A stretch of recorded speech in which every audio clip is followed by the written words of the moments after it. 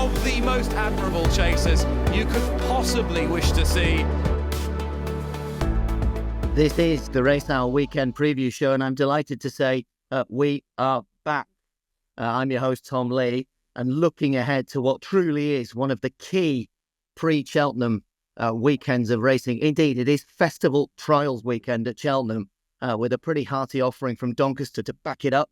As I say, we're ready to rock and roll and run the rule over what might happen this Saturday afternoon. And who better than this trio? Because we truly have brought out the A-team on this occasion, and we'll have a quick hello before we dive into the action. Well, who can I bring in first? I think we're going to say ladies first, because legendary racing broadcaster, my former Channel 4 racing colleague, very big, warm hello and welcome, Tanya Stevenson. Yeah, hi, Tom. What great action we have. And be very across the going, because it's going to be in contrast to last week. It's going to be out there, I suspect, very quick for jumpers. So it's going to be a real intriguing battle going through all these puzzles. Yeah, absolutely. The storm having passed through, preceding this key day's racing. One man who we talked Cheltenham Festival.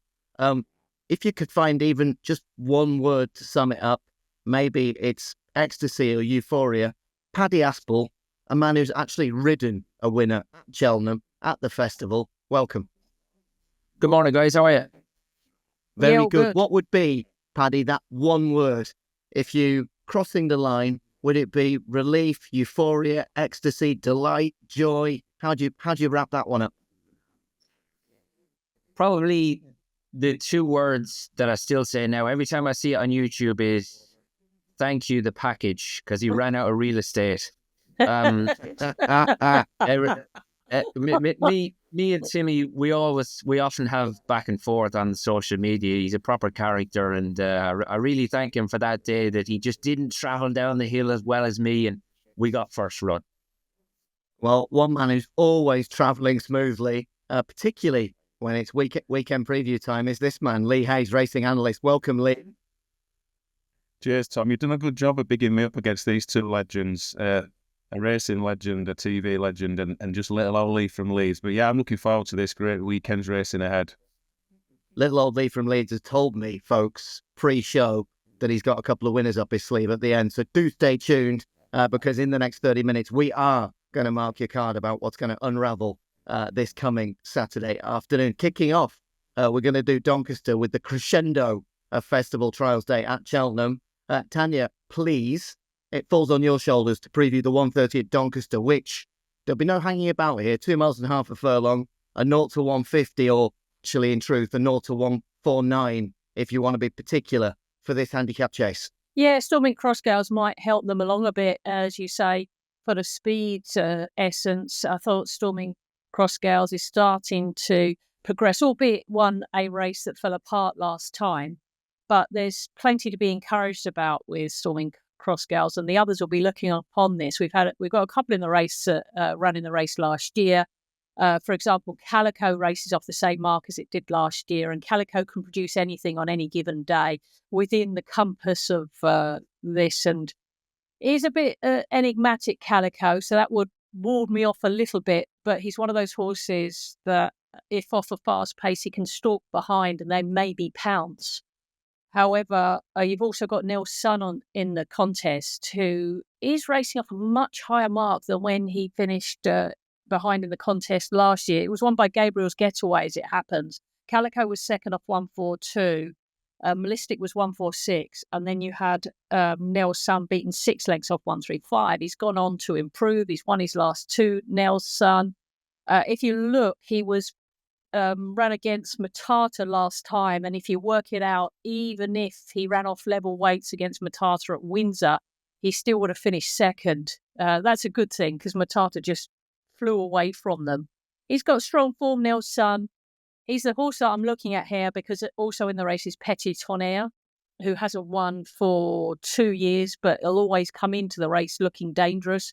You've got Third Time Lucky trying to rebalance itself under the guidance of Fergal O'Brien.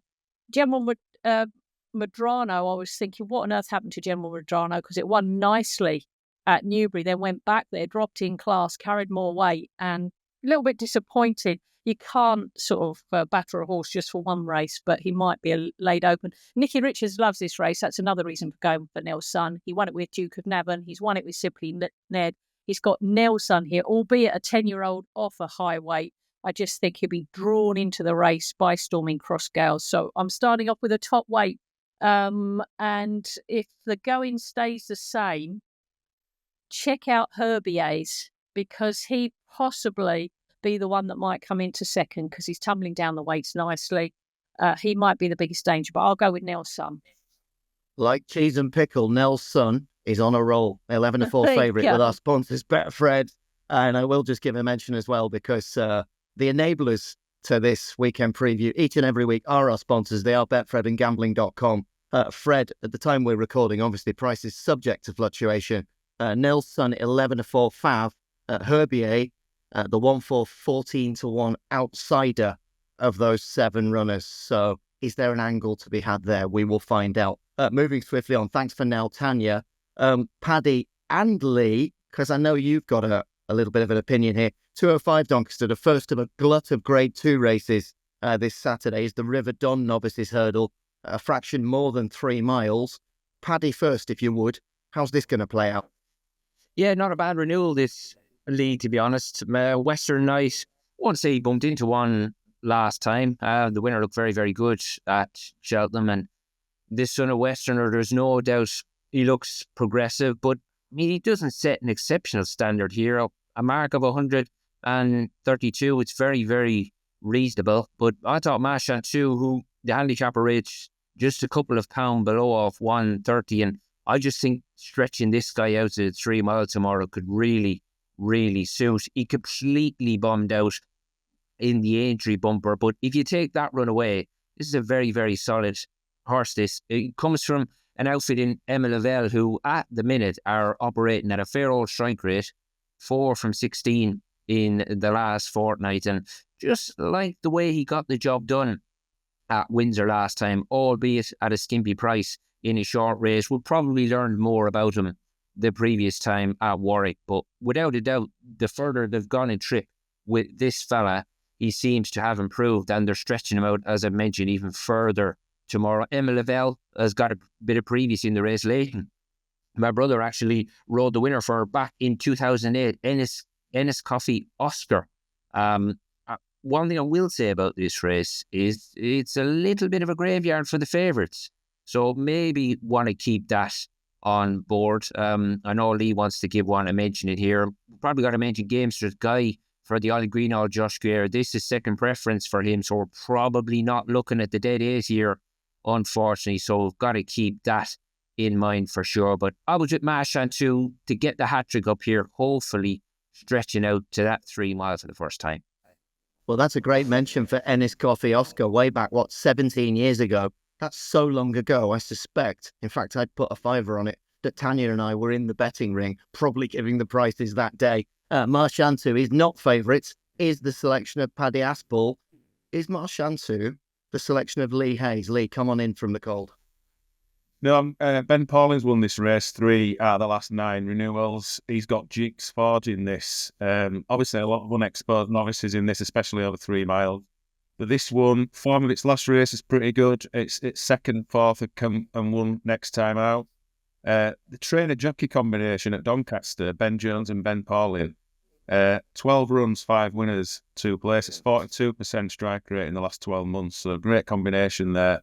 This lad's a point-to-point winner, so the step-up in trip should suit him.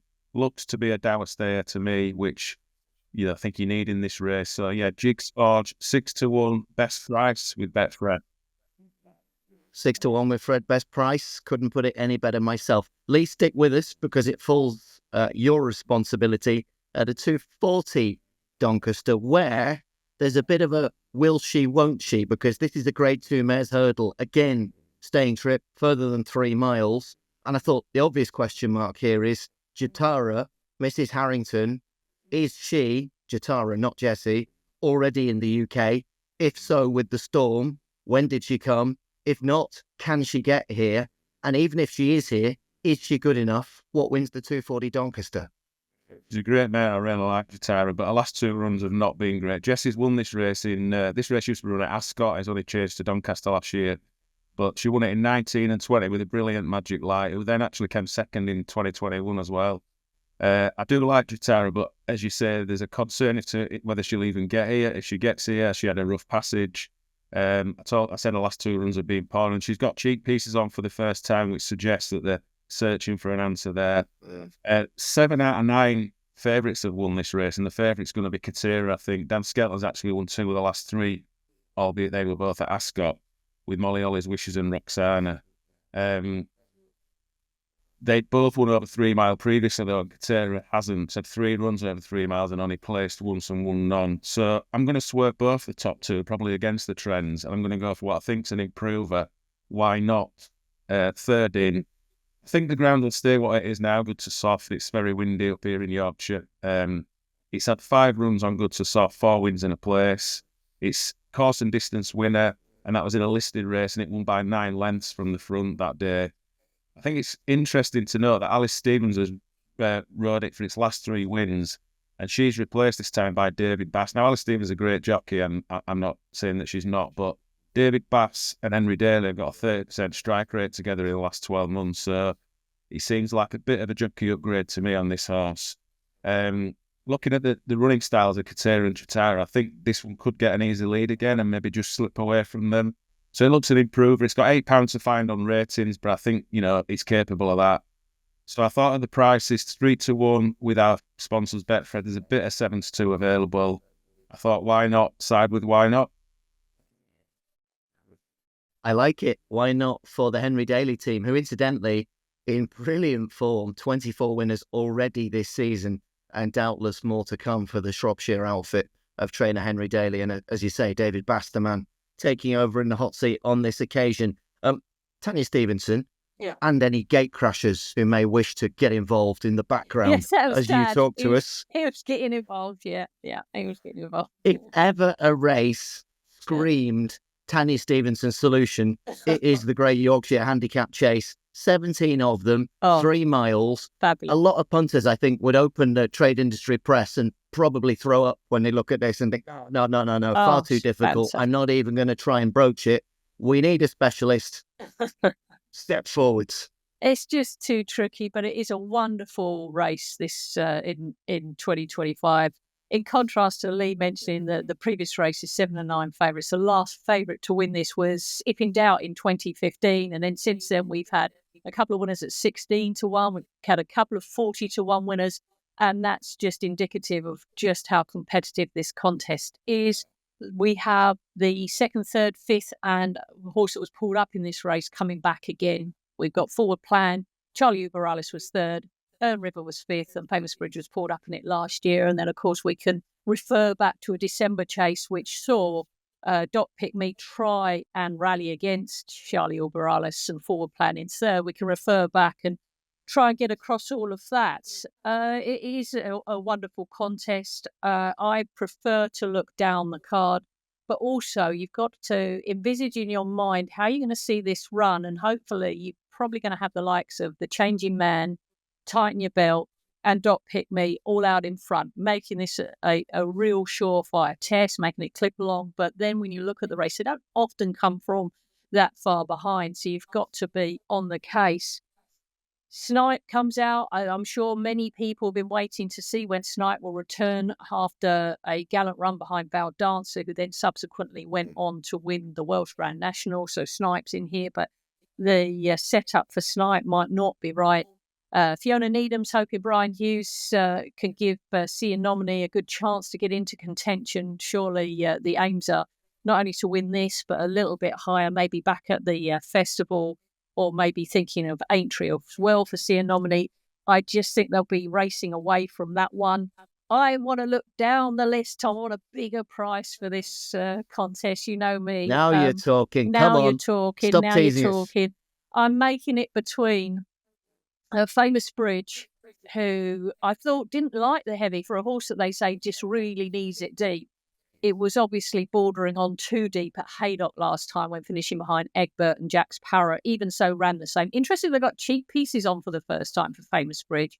I thought he galloped into the race against Elvis Mail, was it, brilliantly last time at Kelso. That sort of discounts Young Buster in the contest because Famous Bridge just glided past that. You've also got other great horses in the race. Ferrero Bamboo, you can't ignore Charlie Uberalis, but he might be caught by the handicap because I thought Doc Pick Me was rallying. Famous Bridge, as I say, is one of them that I'm looking at because after disgracing himself in this last year when he made a howler and then Sean had no chance but to pull him up, Mr. Quinlan, he then went on to run a cracker in the Ultimate to finish fourth. So Famous Bridge is one, but the selection I'm going to make in the race is Sure Touch. There's a little bit of resentment with Sure Touch because having won the Summer Plate, Sure Touch then ran brilliantly behind King Tertian in the Grand Sefton. Had a little bit of rest, went into the Grand Sefton, jumped beautifully and just got in that wonderful entry rhythm you need to have the big spruce fences, came fifth, beaten 13 lengths by King Tertian, went to the December Gold Cup and after jumping 3 fences was 10 lengths behind the last horse. And I've watched it again and again and in the end was beaten 19 lengths as a whole. So had not lost all that ground after 3 fences, would only been beaten 9 lengths by Gemmerand. And when you look at Sure Touch's form, it's had one go near on 3 miles and was, I think it just won the race at something at Taunton. And with all the strong form and Sure Touch beat none other than Soul Icon in the Summer Plate, I'm going to go for Sure Touch, who's way down the bottom. He's got that jockey who called, I think, is it James Bowen on board this time? Which is really, really handy. I know there's a fair weight to carry, but this is a horse that probably is better running up just in behind the first wave and is totally ignored in the market. I don't know why. Just probably off that one run in the December Gold Cup. That's a huge price. So for me, I'm going again. After the December, I'm going again because I just think that it's on a beautiful mark. The ground is perfect this time. Well, folks, if you ever wanted a little 2 or 3 minutes snippet of the inner workings of the mindset of somebody who does get these races right time and time again, that was it. You can bottle it. Tanya suggesting, well, she's part of the Nicky Richards fan club because she's told you they're at Doncaster, Nell's Son and Famous Bridge in that race, 16 to 1. And lest we forget, our sponsors Betfred online, 5 places for each way bets in that 3:15 Doncaster. Her main selection at the time we're recording, and obviously these things can change, so don't call me a name if the price has gone by the time you end up watching this. But Sure Touch, 3:15 Doncaster, Tanya's main selection. As we're talking to you now, a pony 25 to 1, each way 5 places. One suspects that'll do very nicely if Tanya gets one or both of those two in the first 5.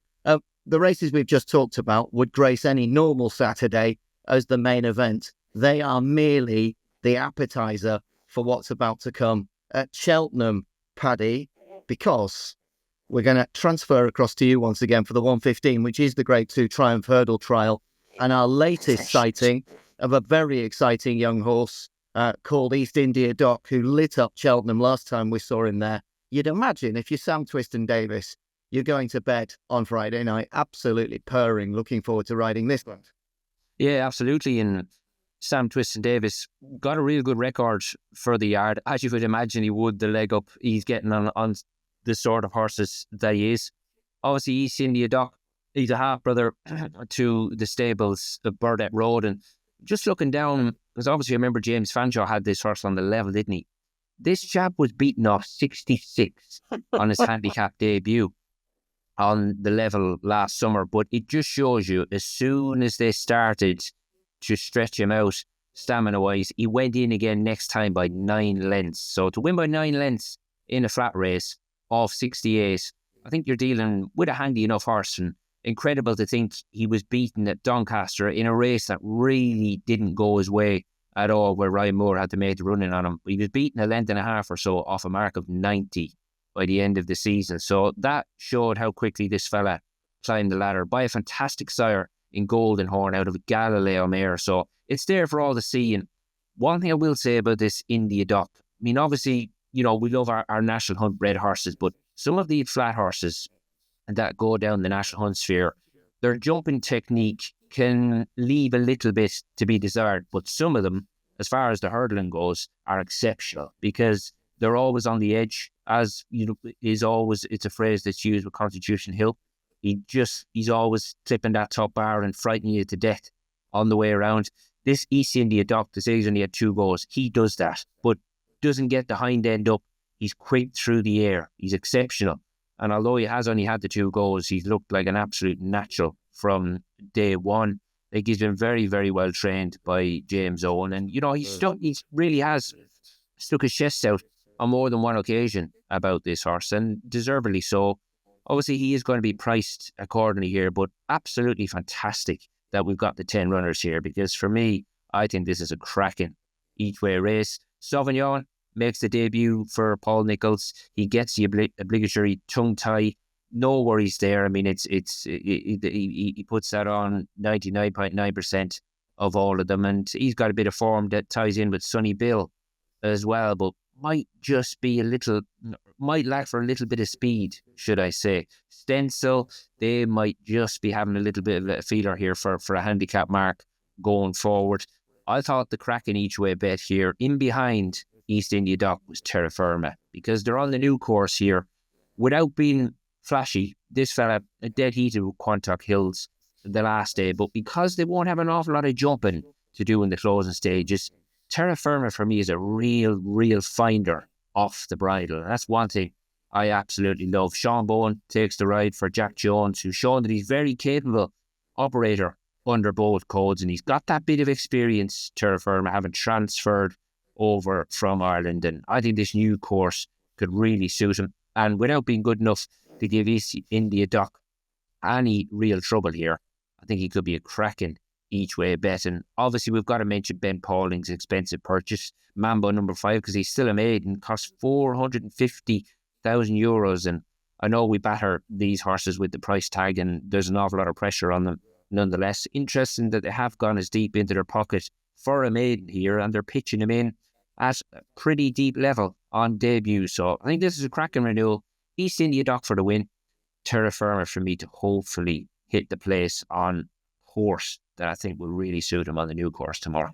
Great stuff, Paddy. Aspell, how's that for a little bit of a straight forecast, and indeed a little bit of each way value as well? Terry Firma currently with sponsors Fred, 1 for 14 to 1. Nice work if you can get it.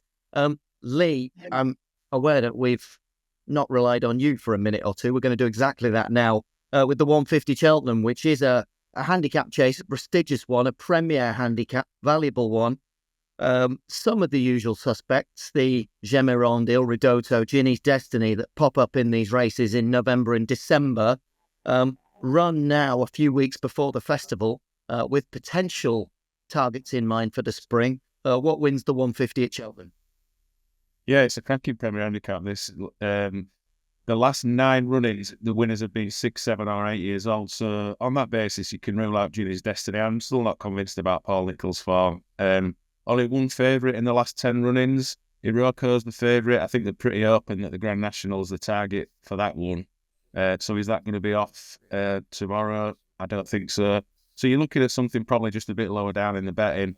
I quite like Soul Icon. In fact, I really like Soul Icon, but the ground's gone soft this morning. I think it'll dry back a bit because there's no more rain forecast and there's plenty of wind. But it's going to probably be on the softer side of good to soft if it gets back to that. Soul Icon's probably prefers better ground than that. So the one I've gone for is Imperial Saint, actually. It's actually not, it's only run once on soft and it plays, so I'm a little bit concerned about that. But it's 2 out of 2 at the distance. It's 4 out of 7 on left-handed courses. It's a 7-year-old, so it fits that profile. It's 3 out of 4 in its chaser, so it seems to improve as a chaser. One really bad run, time before last, came 7th at Newbury. But it ran okay, to be fair. It just got maybe outpaced in a better race over 2 miles, and then jockey kind of eased it up. So whilst it looks on paper a bad result, it ran okay and it jumped okay. Trainer form, Philip Hobbs, is 35% in the last 30 days, and he's also 24% with last time out winners. He won this race back in 2014, so a long time ago, with wishful thinking. Great horse that was. So at 13 to 2 and an extra place with our sponsors Betfred, 4 places. I'm going to go for Imperial Saint. Imperial Saint it is, say no more. Tanya, back to you for the Grade 2 Cotswold Chase, a little bit further than 3 miles ahead of this. I think it's fair to say small but select field. We do have, again, the question mark about the participation of any Irish train runner in the UK this weekend with Gentleman's Game. But that notwithstanding, favourite will be the deeply impressive and massively likeable Lawn Press at this stage, this weekend, with Fred 25-1 for the Cheltenham Gold Cup. But to justify a price even of that nature, he's got to come through this trial and show what he's all about. Favourite Lawn Press, is it straightforward, or is there a wrinkle in this to throw up a surprise? No, it's never going to be straightforward with Lawn Press. He's a very, very quality performer, and he'll have to go out and make it all and say, "Come and get me." Never straightforward because you've got the likes of Chantry House in the race, who's very enigmatic, and he won for the first time since winning this very race in 2022. Won on New Year's Day, Chantry House. But as Lee mentioned, stats, the 11-year-old, and then he's 11 and Delta Work is 12, that counts against them. Also, if they do get here, Gentleman's Game and Delta Work, Gentleman's Game, it's got a Charlie Hall to his name. He pulled up in the Gold Cup, but last time out, that was a sort of a hint that he's a worthy adversary for Lawn Press here when he was third to Galopin de Champ and Factor File in that Savills Chase at Leopardstown, albeit fading away. Lawn Press, though, has, I think, been brilliant because in the 2022 King George, he was challenging Bravesman Game unseated, and then we didn't see him for 391 days. I didn't see him. He come out, won the Fleur de Lis. He beat Protectorate and I Will Do It. And in 54 days in 2024, he had 3 runs. He won the Fleur de Lis. He took on Pic D'Orhy in Pic D'Orhy's sort of home ground in an Ascot chase, and didn't get beat, but got beat 5 lengths. And we'll have another run. We'll go and run in the Gold Cup. So your third run in 54 days is the Gold Cup. Tried to make all, and albeit was leading still at the second last. Charlie was not unduly harsh on him after he started to fade after the second last, and he still only got 15 lengths. Then we had, I think, 281 days off. We can start the season afresh again. We'll go to the King George, and it's run like the Champion Chase. Ile Francais scooted off and did what he did. Banbridge has come through. Out of the corner of the camera was Lawn Press sort of like knocking on the camera saying, look at me. Here's your dour stayer. I've got third. And even when he's running down both the second last and the last, the pace he showed in between those fences kind of said, I'm still here, folks. I am still here. 25-1's a kind of a little bit of an insult, considering he only got 15 lengths after only having 3 runs in 54 days last year. So yes, as you say, he's got to establish himself. He's priced accordingly. He will lead, but then Charlie's got to do it spot on. He's going to, no doubt he's going to go from the front, and he could just see them all off. The one aside I'd have, if they got over Delta Work, how that could be the virtual outside of the whole field. 5 Grade 1s, 3 Cheltenham Festival victories, placed in 2 Grand Nationals. I'm only saying because it sounds ridiculous, but last year, Noble Yates won the Cleve. So it's a meeting, for whatever reason, that brings out the golden oldies. So beware of a Delta Work that could sort of get everyone, to rouse the crowd up. Even Lawn Press is going on to win it. Look out for Delta Work getting himself ready for a 4th Cheltenham Festival win. Fantastic. From one golden oldie to another. Paddy Aspell, come on in for the 3 Paddy. o'clock, which is the sponsor's name is the Unibet Hurdle. We know it is the International Hurdle. Every which way, the fates have conspired to deal you an odds-on shot in East India Dock, and now a very long odds-on shot in a certain Constitution Hill. Probably not a huge amount to say about this, or is there? Probably not. And even from entry stage, this was never an each-way race. So we're looking at a 1-10 poke. And I mean, earlier in the week when I was looking at this race, I seriously thought that maybe the mare would travel. But I mean, whether Willie is relieved that we do have these weather issues, but did they really want to come back maybe and get another bloody nose from Constitution Hill? Because no doubt, well, they will have had to have not so much changed up tactics, but interesting listening to Willie's interview after the Christmas hurdle. You know, they'd spent the bulk of Lossiemouth's career trying to slow her down. So maybe they need to go on the other foot now and pressing the accelerator a little bit in her homework. But nonetheless, it doesn't matter because she's not here. And unfortunately, we've got Constitution Hill, who's off 1.75. He's an absolute mile clear in the weights here. And the most he's having to give away is £6 to 3 of his rivals and just £2 to Phil Dudery. Obviously, he's 2 from 2 at the track, Constitution Hill, but it's such a pity that we haven't got an each way angle here. Brentford Hope, the cheap pieces go back on, and Johnny Burke gets the leg up this time, but I mean, they're going back in at him pretty quick off the back. For a very consistent horse, a real lifeless run at Windsor last week. He's a very, very likeable horse, but whether his better days are now maybe behind him rather than in front of him here, Phil Dudery is a 10-year-old. Joy Machin, an 8-year-old rated 132, and Spirits Bay down the bottom. It was a very, very solid horse in his own right, but he's rated 125. So for Nico and Constitution Hill to pop 8 hurdles here and head off back down to 7 Barrows, 71 grand richer, we're not going to find out an awful lot about him here, but just fantastic that he's turning out just 30 days later, considering the interrupted passage that this horse has had. And so far at the minute, Nico and Nicky Henderson, I've really loved how punchy they've been going in the lead up to some of these races. Now, they don't need to get punchy tomorrow, but please God, a safe round for this fella tomorrow. But more so, let's hope Nico does what he did at Sandown and just lets us see what's under the bonnet a little bit, rather than just taking care of business and getting from A to B. But look, as far as a betting race goes, it's not one of them. It's more sit back and enjoy a very, very good horse. Yeah, well said. Good stuff. Thank you very much, Paddy. We will be back to you for a nap shortly. However, there is still one more treat on the menu. That is at 3:35, the Grade 2 Cleve hurdle over 3 miles. Lee, we've dealt you some pretty tricky tests, it's fair to say, thus far on the show. There is one more in the shape of this 3:35 Cheltenham. How is this going to play out? Yeah, another good race. Last 10 winners have been in the top 3 in the market, so you're not really looking for an outsider here. Crambo's currently 2-1 favourite, very ground versatile. I do have a question back about it going left-handed. It's 6 out of 6 going right-handed. It has won a couple of times left-handed. Fergal O'Brien's form's not great at the minute, so I'm going to rule that one out.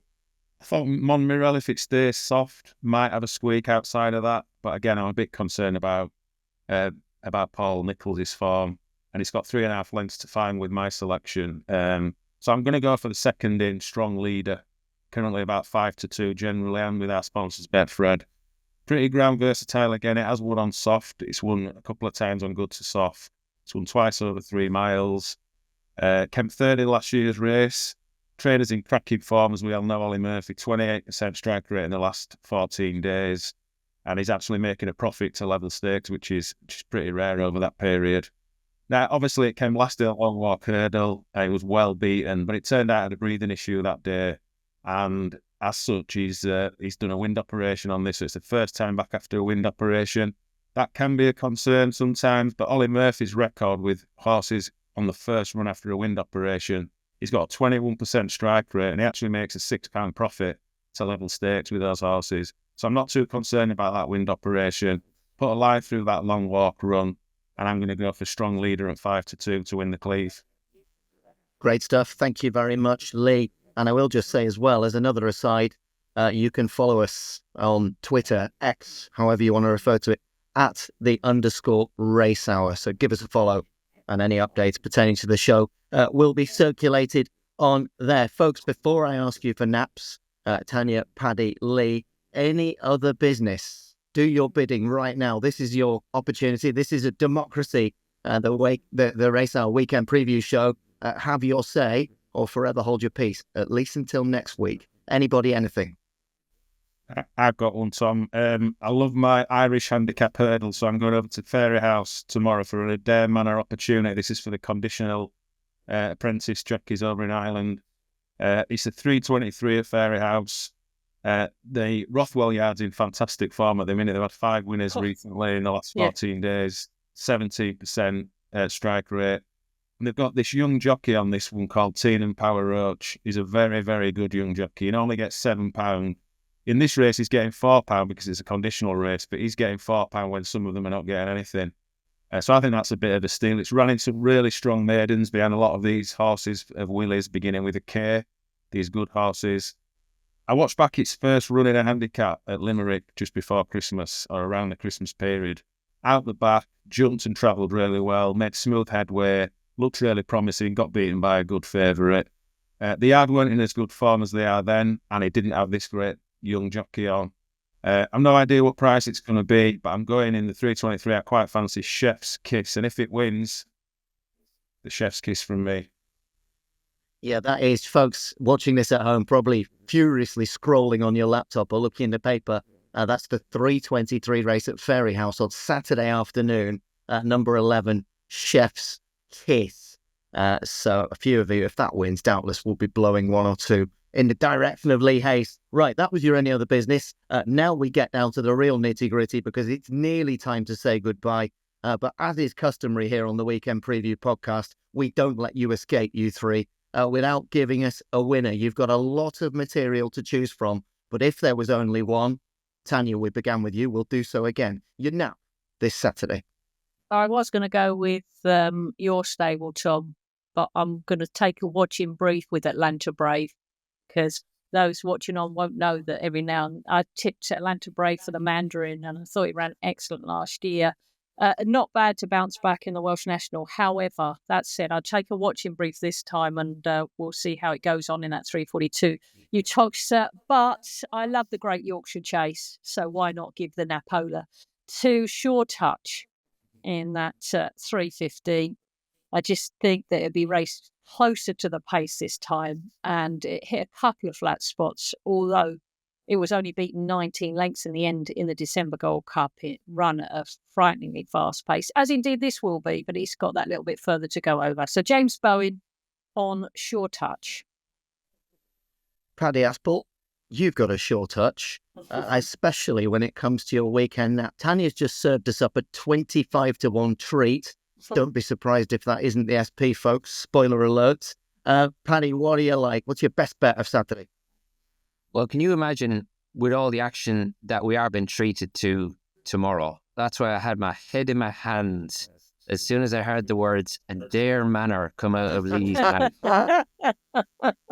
Absolutely incredible, because this has been a tracker horse for me for a little while. It's only a 5-year-old. I'm not going to go through all of what Lee brilliantly said a minute ago, but they really dropped this horse out a long way last time. And we've got to remember as well, because the factor with the jockey factor, should I say, because we often see it with, I think it's Barry O'Neill, because they still get to ride under rules with a claim. Tiernan Power Roach has ridden bundles of point-to-point winners, but obviously he's still got a very, very meaty claim under rules. And Philip Rothwell, proper resurgent stable for the last couple of years. Now, that said, there could be 1 or 2 lurkers in here, because there's a few handicapped evidence. We've seen the JP colours a bit further up the page. His mare, well dressed.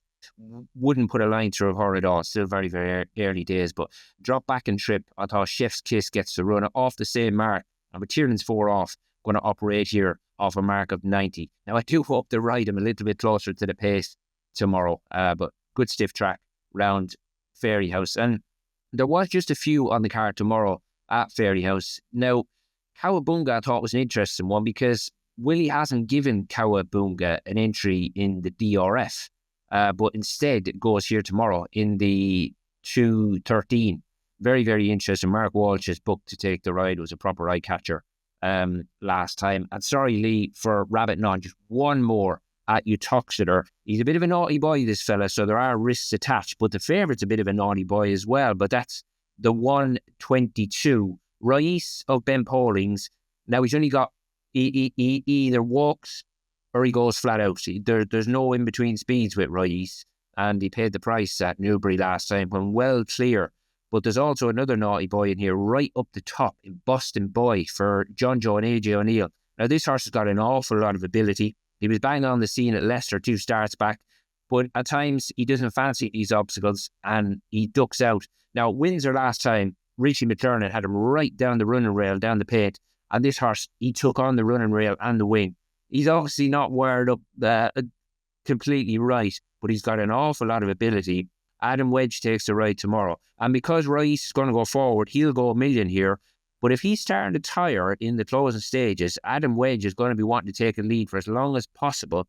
I would keep an eye on Boston Boy tomorrow, and I would imagine Adam Wedge will be aiming for every middle hurdle panel the whole way around tomorrow. So if he's on his best behaviour, I reckon he could shed the maiden tag in the 122 at Uttoxeter tomorrow. A brief note of explanation to our dear viewers. That is Cheltenham Festival winning rider Paddy Aspell, whose one-word answer to how does it feel to ride a winner at the festival is 2 words, the package. And his one-horse solution to his weekend now involves Chef's Kiss, Cowabunga and Boston Boy. Never knowingly undersold. That's why we love you, Paddy Aspell. You are the gift that keeps on giving. They'll probably all win, just like you did on Chief Dan George. Lee Hayes, you've already told us Chef's Kiss, so you're doing a bit of a Paddy Aspell here because you're giving us 2 for the price of 1 as well. Shoot. Yeah, I'm sorry for stealing your thunder there on Chef's Kiss, Paddy, but at least the viewers know now that we've not got together on that. That's 2 independent selections for Chef's Kiss. So I want to see Paddy's Chef's Kiss before we finish this podcast. But mine now, don't like going for short prices normally, but I need a winner on this, so I'm going to go in the Cleve Hurdle, 3.35 at Cheltenham. Strong leader. Lovely stuff. That is a fair cross-section of both tracks, prices, and indeed a good variance on, a little bit of everything, because that lot, it's a fair cross-section of disciplines as well. So, just to reiterate, Tanya Short Touch, Paddy, Chef's Kiss, Cowabunga, and Boston Boy, and Lee, well, that big mention for Chef's Kiss, and strong leader in the 3.35. We could go on, because, of course, it is a magnificent weekend's racing, but you'll want to enjoy that yourselves. We definitely will. From Tanya, from Paddy, from Lee, from myself, this has been the Race Hour Weekend Preview Podcast. I hope you've enjoyed it. If you did, tell your friends. If you did, definitely come back this time next week, because, of course, it'll be the DRF, the Dublin Racing Festival. Great stuff. Thanks for being with us. Bye-bye. Relentless, remorseless, and pounding Cheltenham Star into submission.